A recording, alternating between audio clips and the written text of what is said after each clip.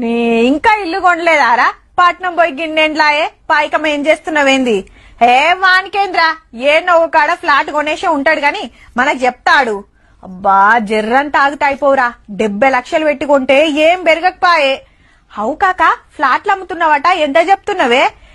ఎంతరా? గజం 80,000. చల్ గంతేడుందే, మార్కెటే లేదు. అయితేంద్రో అడ్డికి పావుషేర్ అమ్ముకోవాలనా ఎట్లా అని ఆన్నో ఇన్నో అంటుంటే ఇంటుంటాం. మార్కెట్ డల్ ఉంది, రేట్లు దిగుతాయి, అగ్గల దొరుకుతాయని ఆశపడేరు. నిరుడుకు ఇప్పటికి 10వ పార్కు వెరుగుడే గాని ఏడ ఏకాన దగ్గలే.